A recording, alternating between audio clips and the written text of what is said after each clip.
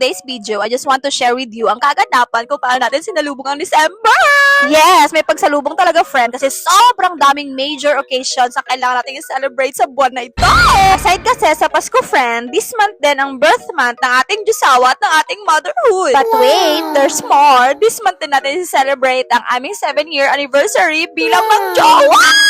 Kaya sobrang dami talagang dapat ipagpasalamat sa buwan na ito. Yan nga lang, habang tayo super excited na salubungin ang buwan na ito, mukhang hindi natutuwa sa atin ng panahon, friend. Hindi pa nga tayo nakakalayo ng aborlan, aba, sinalubong na agad tayo ng sakuna. Pero dahil La Cocha is life, kahit anuman mangyari, tutuloy tayo. Sa tapos ng ulan, lumarga na tayo agad, friend. Hoy, bakit may sumisingit? Buti na lang din talaga, friend, may portion lang na sobrang maulan. The rest, mainit naman na. Hoy, ang dami ko na palang nasabi, pero hindi ko pa pala nachichika sa inyo kung saan tayo papunta today, no? Eto na nga, since December 1 ngayon, pailaw na at opening ng giant community Christmas tree sa Balayong Puerto Princesa City. Siyempre, alam nyo na, dahil lesson tayo, friend, kailangan present tayo. Pero, bago tayo pumunta sa Balayong, friend, iununa muna nating asikasuhin yung mga errands na dapat nating gawin. Errands? Ang arte. After nga nating mabili yung mga kailangan natin sa SM, friend, dumiretso na tayo sa Novo, 24 hours open, dahil may kailangan tayong bilhin. Bigla ko kasing naalala, friend, na nakapag-promise pala ako kay mama na ibibili ko siya ng white t-shirt. Meron kasi silang joint fellowship sa simbahan na gaganapin sa Ryutuba or Batarasa ba yun, friend? Hindi ko na ma-recall, basta parting south. White kasi yung kailangan nila kasi parang yun yung dress code nila that time. Gusto niya kasi talaga sa mama, friend. Pero nung tinanong ko siya kung may susuotin na siya, sabi niya, yung mga available na lang daw sa bar, puro luma na yun, friend. Kaya sabi ko, sige, kapag nagawi ako sa Puerto or sa Nara, ibibili na lang natin siya. So, buti na lang, naalala natin siya for today's video. After natin sa Novo, friend, dumiretso naman tayo sa Perfume Mania kasi kailangan natin bumili ng bagong perfume. Sobrang nagugustuhan ko kasi talaga yung scent na nabili ko last time, friend. Kaya yun na lang din yung binili ko ngayon. Si Habi naman, friend, nagpalit na ng scent kasi mas may nagustuhan siya compare doon sa nabili niya nakaraan. Syempre, friend, bilang isang tindera at tindero, essential talaga sa atin to kasi lagi tayong humaharap sa mga customers. Kaya dapat, tubango tayo everyday, ganun. After nga ng mga errands natin, friend, dumiretso na rin tayo sa Balayong kasama ng mga friendship natin. Dahil nga sa mga sakuna at mga errands na kinasangkutan natin, friend, abutan na tayo ng rush hour. Supposedly, alauna yung biyahe natin, friend. Inabot tayo ng 4 p.m.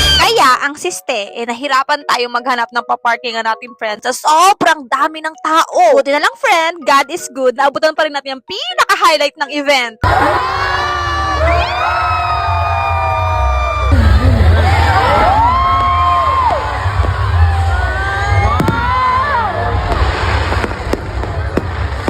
Hoy, grabe naman yun, Puerto Princesa!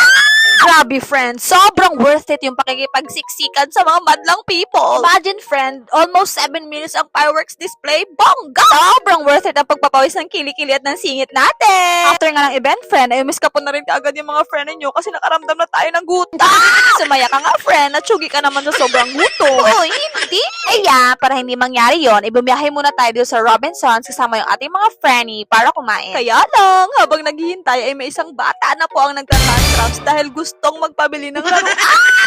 Kaya pa, friendly? Buti na nga lang at nabulong-bulungan ng mga magulang at kumalma rin yung person pagkalauna. Ay, kung hindi, kanya-kanya talaga to, friend. Grabe ka, December. Sa sobrang dami mong ganap, unang araw pa lang, sobrang ma-action ka na agad. Dahil kargado na ulit ang ating pagkatao, nag-decide tayo ulit, friend, na bumalik ulit sa Balayo. Pero this time, mas maganda na yung punta natin kasi mas less na yung sasakyan at less na rin yung crowd. Mas nakakapaglakad-lakad na tayo ng maayos kasi hindi na masikip, friend. Unlike yung nag-uumpisa pa lang yung event, friend, halos hindi na mahulugan ng karayan sa sobrang dami ng tao. Ang saya talaga ng pagkatao ko, friend, kapag nakakapunta ako sa mga ganitong event. Kasi ako, personally, sa sobrang hirap ng buhay namin dati, never ko talaga na-experience na pumunta sa mga ganitong event. Well, same pala kami ni Habi kasi ganun din naman yung buhay na meron siya dati. Kaya ngayon, kapag may pagkakataon talaga, friend, kahit panggas lang yung meron kami, talagang isusulitin namin yung opportunity na makago sa mga lugar na pwede naming puntahan. Hanggat kaya, friend, bakit hindi, di ba? Alam ko naman, friend, na lahat talaga tayo, marami namang gustong gawin talaga. It's just that, marami lang talaga tayong mga kinukonsider at marami tayong mga priorities pa. Pero friend, wag din natin sanang kakalimutan na hindi masama na i-priority yung happiness ng sarili paminsan-minsan. Hanggat kaya, matutunan sana nating i-balance lahat ng bagay. Walang kulang at walang sobra. Ang pinaka-importante, friend, wag din sana nating kalimutan na tao lang tayo na papagod din. Kaya kung ano man yung mga bagay na pwede magbigay sa atin ng energy at ng happiness, go! Gawin mo! Cause why not, diba? Oh, siya, ang dami ko na naman chika talaga sa inyo! So, going back, past nang maghiwa-hiwalay kami ng mga friendship natin. Sobrang late na rin pala nung ma-realize namin na babiyahe pa pala tayo, friend. Pauwi ng Aborla! Grabe din talaga yung struggle, friend. Wag bumabiyahe kami pauwi ng Aborla. Sobrang pagod nga sa mga activities na pinagagawa natin buong maghapon. Habang bumabiyahe nga, nakaramdam na tayo ng pagod at ng antok.